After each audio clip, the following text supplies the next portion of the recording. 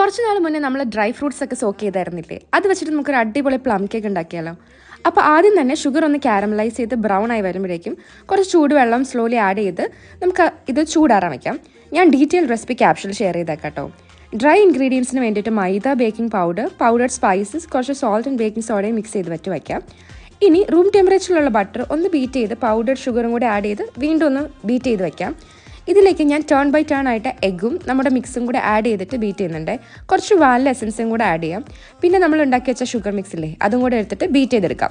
ഇനി ബാക്കിയുള്ള മിക്സ് നമ്മൾ സോക്ക് ചെയ്ത ഡ്രൈ ഫ്രൂട്ട്സിലേക്ക് ആഡ് ചെയ്തിട്ട് അതും കൂടെ ഇതിലേക്ക് ആഡ് ചെയ്ത് നമുക്ക് ഫുള്ളായിട്ടൊന്ന് ഫോൾഡ് ചെയ്തെടുക്കാം. ഇനി പ്രീ ഹീറ്റ് ചെയ്ത ഓവനിൽ ഒരു 170 ഡിഗ്രിയിൽ 1 hour 10 minutes എടുത്തിട്ടാട്ടോ ഞാനിത് ബേക്ക് ചെയ്തെടുത്തത്. ലാസ്റ്റ് സോക്ക് ചെയ്ത് വെച്ച റമ്മിൽ നിന്ന് കുറച്ച് നമുക്ക് മേളിലൊന്ന് അപ്ലൈ ചെയ്തിട്ട് ചൂടാറിയ ശേഷം നമുക്കിത് റാപ്പ് ചെയ്ത് വെക്കാം. ഇത് നെക്സ്റ്റ് ഡേ അല്ലെങ്കിൽ 2 days കഴിഞ്ഞിട്ട് കഴിച്ചാൽ കൂടുതൽ അടിപൊളിയായിരിക്കും കേട്ടോ. അപ്പോൾ എല്ലാവരും ഇതൊന്ന് ട്രൈ ചെയ്ത് നോക്കൂ.